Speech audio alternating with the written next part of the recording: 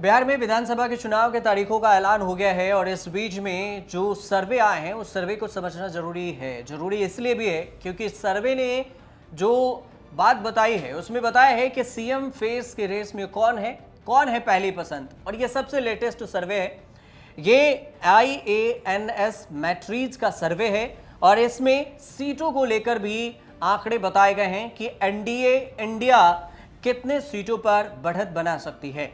ये सिर्फ सर्वे है, ध्यान दीजिएगा, सर्वे है। फाइनल आंकड़े तब आएंगे जब विधानसभा के परिणाम आएंगे और चुनाव होंगे। अब 2 चरणों में चुनाव होने हैं, 6 और 11 तारीख को। 6 नवंबर और 11 नवंबर को वोटिंग होगी और इसके बाद पता चलेगा कि यहां पर कौन जीता कौन हारा। फिलहाल अगर सर्वे की बात करें तो जो IANS मैट्रिज का सर्वे है उसमें सबसे ताजा आंकड़े ये हैं कि एनडीए को 150 से 160 सीटें मिलते हुए दिखाए गए हैं। इस पूरे सर्वे में महागठबंधन को 70 से 85 सीटें और अन्य के खाते में 7 से 10 सीटें जाती हुई दिखाई गई है।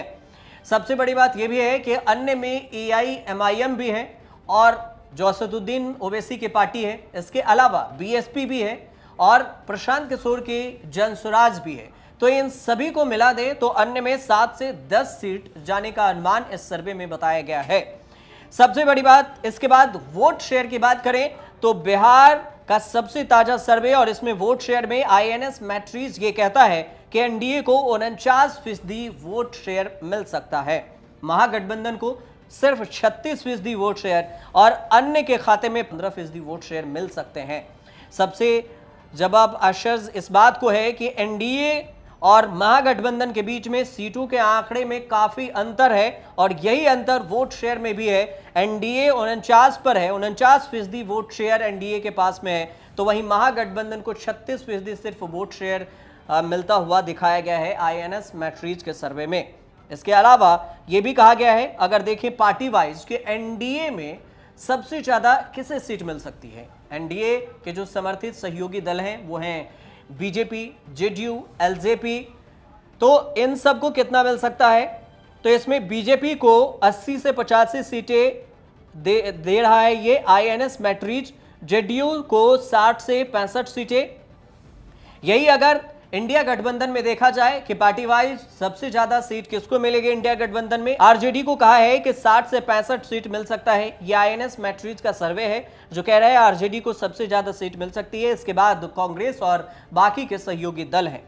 जनसुराज की बात करें तो जनसुराज को सिर्फ 2 से 5 सीटों पर दिखाया है IANS मैट्रिज ने, जबकि जनसुराज 243 सीटों पर चुनाव लड़ रही है। जनसुराज का किसी के साथ गठबंधन नहीं है, ना इंडिया ना एनडीए। हालांकि गठबंधन तो AIMIM का भी नहीं है, असदुद्दीन ओवैसी भी चुनाव लड़ रहे हैं, लेकिन जनसुराज 243 सीटों पर चुनाव लड़ रहा है। यह सीधे तौर से प्रशांत किशोर की तरफ से पहले ही ऐलान किया जा चुका है। इसके बाद अगर देखा जाए कि इसमें जो सीएम फेस को लेकर कि इस पूरे में नीतीश कुमार को भी सीएम के तौर से देखा जा रहा है। नीतीश कुमार हैं, तेजस्वी यादव हैं, सम्राट चौधरी हैं, प्रशांत किशोर हैं। इन सब को लेकर अगर देखें तो सवाल यह था कि अगर आज चुनाव हो जाए तो फिर मुख्यमंत्री के रूप में आपकी पहली पसंद कौन हो। तो इसमें जवाब में आया है नीतीश कुमार को लेकर 42% लोगों ने सीएम नीतीश कुमार को लेकर पहली पसंद के रूप में बताया है। उपेंद्र कुशवाहा को लेकर, ये सारे एनडीए के नाम हैं जो हम आपको बता रहे हैं, एनडीए से ही हैं, सहयोगी दल हैं। और उपेंद्र कुशवाहा को लेकर बताया गया है कि 1% लोगों ने उपेंद्र कुशवाहा को बताया है। तेजस्वी यादव को अगर इंडिया गठबंधन के तरफ से देखें तो IANS मैट्रिज ये कहता है कि 15% लोगों के पसंद है सीएम के रूप में तेजस्वी यादव। सम्राट चौधरी बीजेपी से हैं और इन्हें 3% लोग ही पसंद कर रहे हैं सीएम के तौर से। इसके अलावा गिरिराज सिंह को भी सीएम फेस में रखा गया है कि सीएम रेस में आप भी हैं, 1% लोग गिरिराज सिंह को पसंद कर रहे हैं। चिराग पासवान को 8% लोग पसंद कर रहे हैं और प्रशांत किशोर के जनसुराज को 9% लोग प्रशांत किशोर को पसंद कर रहे हैं, ताकि ये जो सीएम फेस में है प्रशांत किशोर को सिर्फ 9% लोगों का पसंद है कि प्रशांत किशोर सीएम बने। अन्य में 4% लोग हैं जो कह रहे हैं कि इन सब के अलावा किसी और को बनाया जाए तो बेहतर होगा। 4% लोग हैं ऐसे जो ये कह रहे हैं। उसके अलावा जो 17% लोग हैं वो ये कह रहे हैं कि हमें पता नहीं है, जिसको मन है सीएम बना दो, हमें कोई फर्क नहीं पड़ता, हम इस पर कह नहीं सकते। ये चाहे नीतीश कुमार बने, तेजस्वी यादव बने, या फिर प्रशांत किशोर बने, गिरिराज सिंह बने, या सम्राट चौधरी बने, या फिर इसके अलावा भी कोई नए चेहरे आ जाएं, हमें इससे कोई फर्क पड़ने वाला नहीं है। तो ये आईएनएस मैट्रिज के सर्वे हैं जिसमें बताया गया है, और इस पूरे सर्वे को देखेंगे तो एनडीए को फिर से एक बार मौका बिहार की जनता देते हुए दिख रही है। एनडीए सत्ता में वापसी कर सकती है, लेकिन ये सिर्फ सर्वे है, आईएनएस मैट्रिज के सर्वे हैं, जिसके अनुसार से हमने आपको पूरी जानकारी बताई।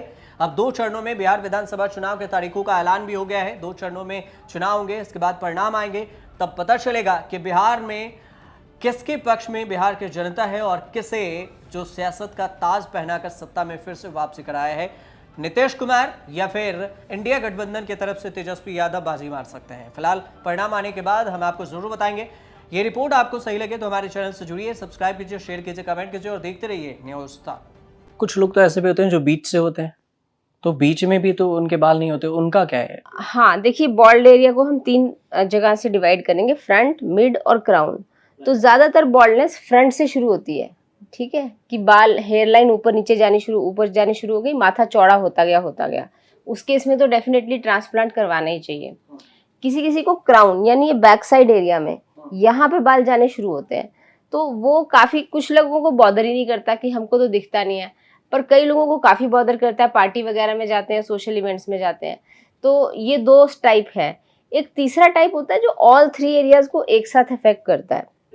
और अगर किसी को बाय चांस सिर्फ मिड में ही अफेक्ट किया है और वो मिड वाला एरिया नहीं दिख रहा है, फ्रंट और क्राउन के अच्छे बाल आ गए, तो उनको जरूरत नहीं है सर्जरी कराने की। बट अगर वो मिड एरिया बहुत ज्यादा खाली हो गया और वो दिखना शुरू हो गया है, सिंपल सा एक थंब रूल है, जब आपका बॉल्ड एरिया दिख रहा है सामने वाले को, आपको सेल्फ कॉन्शियस बना रहा है, तब आपको सर्जरी करा लेनी चाहिए। अच्छा, लेकिन इससे चलिए सर्जरी, या कुछ लोग नहीं करवाना चाहे सर्जरी, और सर्जरी से पहले सोचे कि हमारा हेयर फॉल ना हो, तो ये इसमें क्या पॉसिबिलिटी है कि हेयर फॉल को रोका जा सके? वजह भी क्या हो सकती है? हाँ, डेफिनेटली पॉसिबिलिटी है। देखिए, सबसे पहले तो बात करते हैं पुरुषों की महिलाओं की सेपरेटली। पुरुषों में जो गंजापन और बॉल्डनेस की समस्या है वो इनहेरिटेड होती है, यानी कि अगर उनके फादर को, ग्रैंडफादर को बॉल्डनेस है तो उनको भी होगी, या फिर कभी कभार मामा और नाना को अगर बॉल्डनेस है तो उनको होने के चांसेस बहुत ज़्यादा होते हैं। तो ये हो गया आपका पुरुषों में।